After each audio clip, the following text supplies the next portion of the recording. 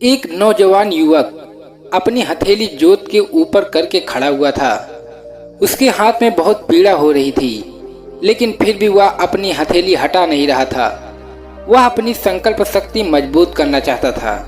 जब भी कोई वो संकल्प लेता था तो कुछ ही समय बाद उसका संकल्प टूट जाता था, जिससे उसके मन को बहुत पीड़ा होती थी।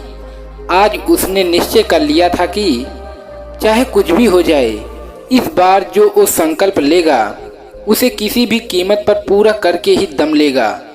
और इसीलिए उसने अपने संकल्प को मजबूत करने के लिए ही अपनी हथेली उस जोत के ऊपर रख दी। उस नौजवान युवक की हथेली का मांस फटने लगा था, लेकिन फिर भी वह अपनी हथेली ज्योति से हटा नहीं रहा था।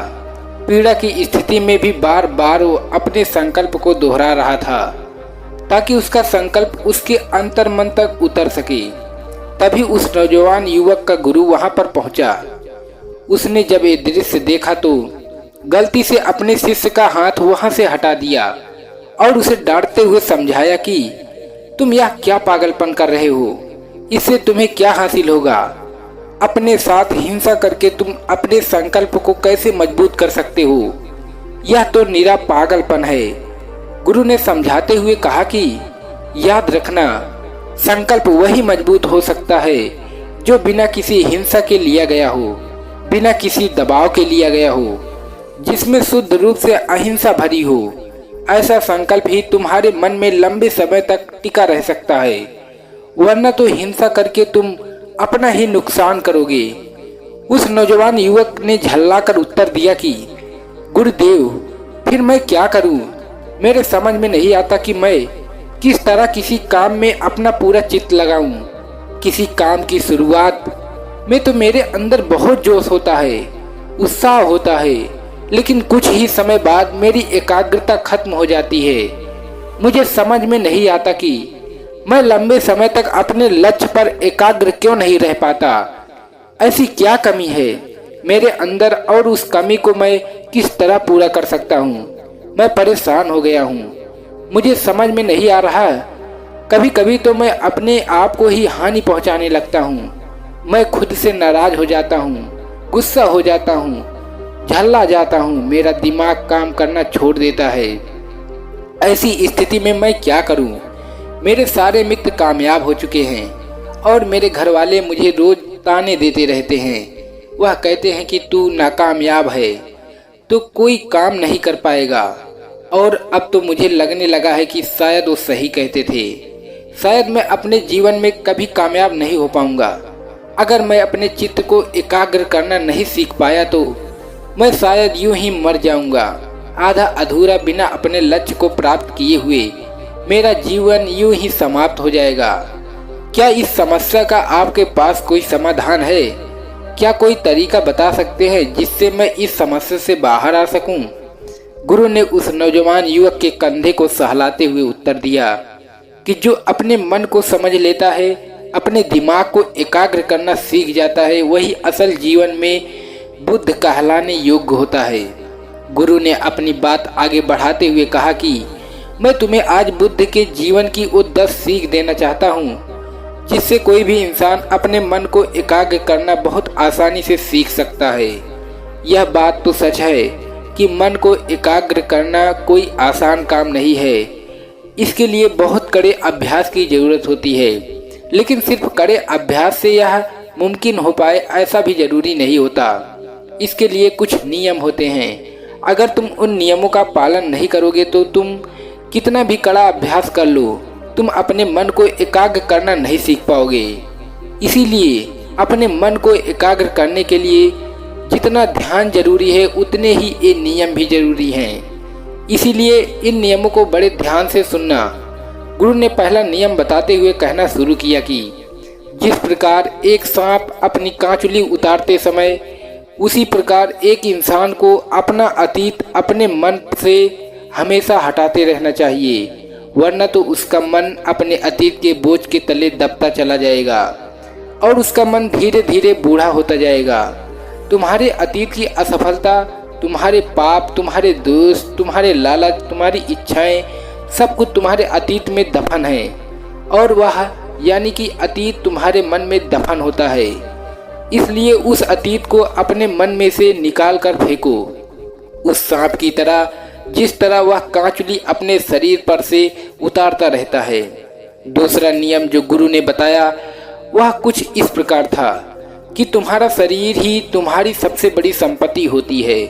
अगर इस बात को तुम दिमाग में बिठा लो तो तुम अपने शरीर के साथ कभी भी खिलवाड़ नहीं करोगे। बुद्ध के जीवन की एक बहुत ही अद्भुत घटना के बारे में चर्चा करते हुए गुरु ने बताया कि एक बार जब बुद्ध ध्यान की प्राप्ति के लिए इधर उधर भटक रहे थे तो एक गुरु ने उसे उपवास करने की सलाह दी।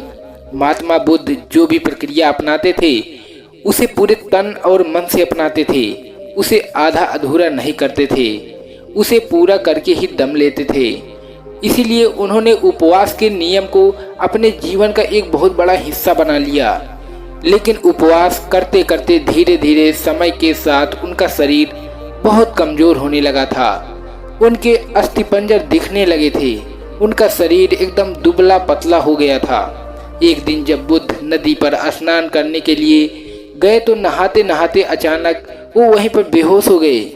जब बुद्ध वहां पर बेहोश हुए तो तभी वहां पर एक स्त्री उस नदी पर पानी भरने के लिए पहुंच गई। जब उन्होंने बुद्ध को बेहोश होता देखा तो वो उन्हें किनारे पर लाई और उन्हें होश में लाते हुए उन्हें समझाना शुरू किया कि जब आप शुरुआत में यहाँ पर आए थे तो आपके चेहरे पर एक तेज था, एक गरिमा थी, एक राजकुमार जैसा चेहरा था आपका। लेकिन आप कौन सी तपस्या कर रहे हैं जिससे आप इतने कमजोर हो गए हैं? आपका शरीर इतना दुबला पतला हो गया है, आपके चेहरे पर कोई तेज नहीं रहा।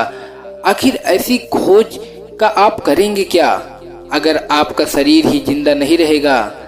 यह शरीर ही तो है जो आपके सत्य की अनुभूति आपको कराएगा, लेकिन आप तो इसी को खत्म करने पर तुले हुए हैं। ये कैसी बुद्धिमानी है, यह कैसी तपस्या है? माफ कीजिएगा, मुझे कुछ समझ में नहीं आया। जब बुद्ध ने उस स्त्री की बात सुनी तो तत्काल उनके मन में सारे संशय दूर हो गए और बुद्ध ने निश्चय कर लिया कि वह सत्य की प्राप्ति के लिए अपने शरीर के साथ कभी भी हिंसा नहीं करेंगे। जी हाँ, ठीक सुना आपने, हिंसा सिर्फ दूसरों के साथ नहीं होती, जो हम खुद के साथ करते हैं। खुद को प्रताड़ना देते हैं, खुद को दुख देते हैं, वह भी एक प्रकार की हिंसा ही होती है। इसलिए जिस प्रकार हम दूसरे जीवों के प्रति अहिंसा का भाव रखते हैं उसी प्रकार हमें अपने शरीर के साथ भी अहिंसा का भाव रखना चाहिए, उसकी पूरी देखभाल करनी चाहिए। आखिरकार वही तो हमारी सबसे बड़ी संपत्ति होती है। गुरु ने तीसरा नियम बताते हुए कहा कि चांद, सूरज और सत्य ज़्यादा दिन तक छुपे हुए नहीं रह सकते, इसीलिए हमेशा सच बोलो, झूठ का सहारा कभी भी मत लो। सिर्फ सत्य बोलो। सिर्फ एक छोटी सी आदत, सत्य बोलने की आदत, आपके जीवन में कितना बड़ा बदलाव कर सकती है यह खुद भी नहीं सोच सकते। लेकिन अगर आप इस आदत को अपनाएंगे, इसको आजमा कर देखेंगे तो इसके प्रभाव आपको खुद ही पता चल जाएंगे। ज़्यादातर लोग तो बेवजह झूठ बोलते रहते हैं, जैसे वो उनकी आदत हो गई हो। जहाँ पर उनको झूठ बोलने की ज़रूरत भी नहीं होती वो वहाँ पर भी झूठ बोलते रहते हैं। लेकिन एक बार अगर इंसान सत्य बोलने की आदत अपना ले तो इसका मतलब यह होगा कि वह खुद से भी कभी झूठ नहीं बोल पाएगा। खुद से हम खुद के बारे में सत्य बोलना सीख ले तो हमें किसी के कहने से कोई फर्क नहीं पड़ेगा, क्योंकि हम खुद का सत्य खुद जानते हैं।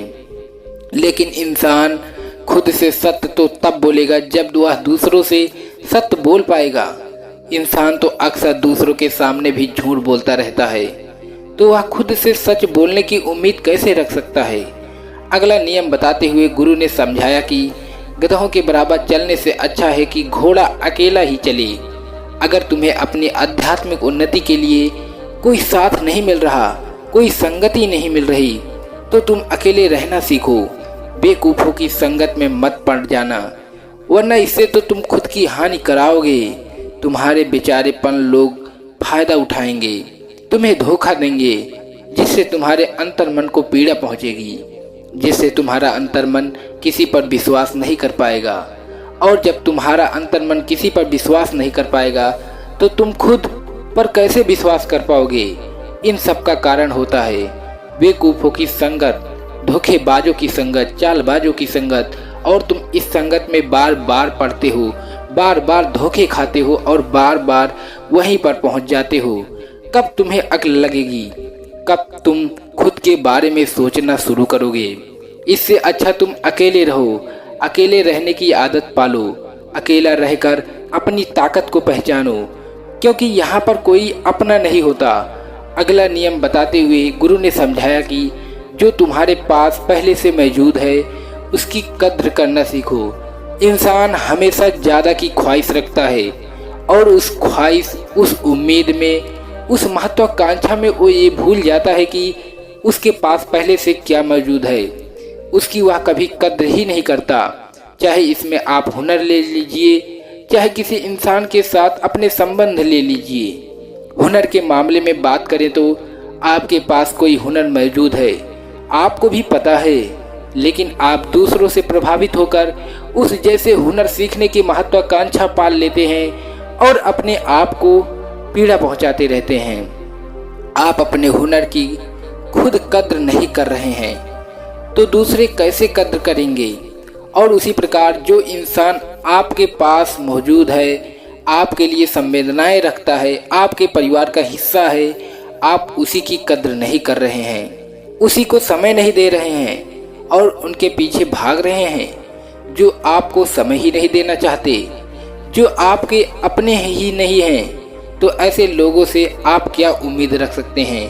अगर आप जो चीज़ आपके पास है उसकी कद्र नहीं करेंगे तो आप अपने लिए ही गड्ढा खोद लेंगे, उस गड्ढे में खुद ही गिरेंगे और बाद में पछताएंगे, रोएंगे। लेकिन उस वक्त आपके आंसू पोंछने के लिए कोई भी आपके पास मौजूद नहीं रहेगा, क्योंकि जब समय था तो आपने उनकी कद्र नहीं की। अब आपकी कद्र क्या करे? तो इसीलिए समय निकलने से पहले जो चीज़ें आपके पास हैं उनकी कद्र करना सीखो, जाओ वरना पछताओगे।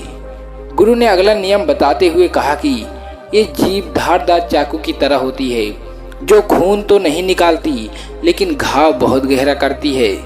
इस बात को समझो कि गुस्सा हमें अंदर से खा जाती है। गुस्से में निकले हुए शब्द हमें बाद में ही पछताने पर मजबूर कर देते हैं।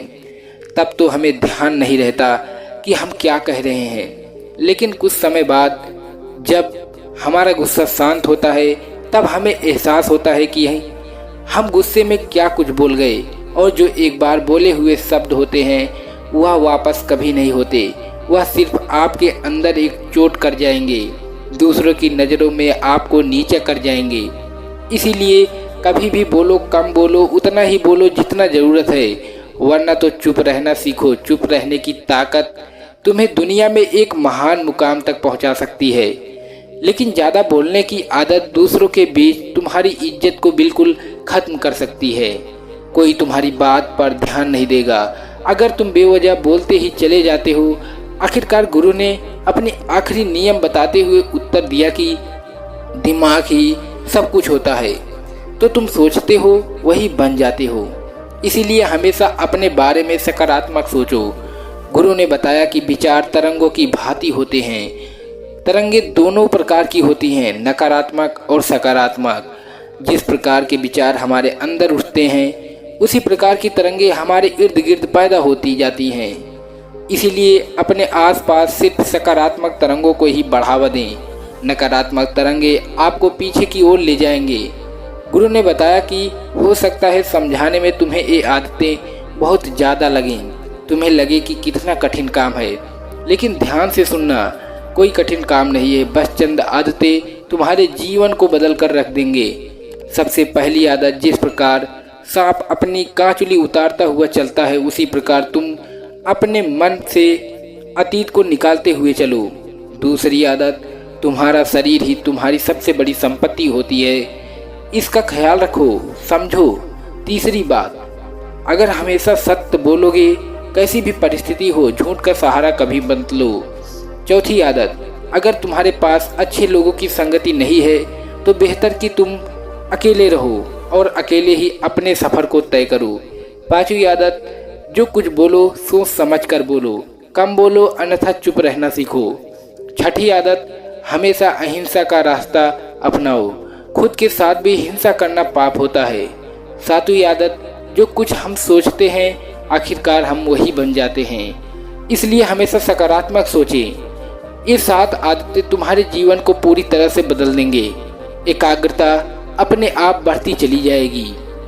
अगर तुम ध्यान के साथ ये 7 नियम अपने जीवन में पाल लेते हो तो यह सब बातें समझाने के बाद उस नौजवान युवक ने अपने गुरु के पैर छुए और उन्होंने धन्यवाद करते हुए कहा कि भले ही देरी से लेकिन कम से कम मुझे जीवन के बारे में इतनी अच्छी सीख तो मिली। आगे से यह सीख और ये आदतें मैं अपने जीवन में जरूर अपना लूँगा। इसी के साथ गुरु ने उस शिष्य को आशीर्वाद दिया और वहाँ से प्रस्थान कर गए। तो दोस्तों, उम्मीद है कि आज की ये वीडियो आप लोगों को जो पसंद आई होगी, तो वीडियो को लाइक और अपने दोस्तों के साथ शेयर जरूर करिएगा और हमें ऐसे ही सपोर्ट करने के लिए चैनल को सब्सक्राइब और घंटी बटन को जरूर दबा दीजिएगा। तो चलिए मिलते हैं ऐसी किसी और वीडियो में, तब तक के लिए अपना ख्याल रखें। धन्यवाद।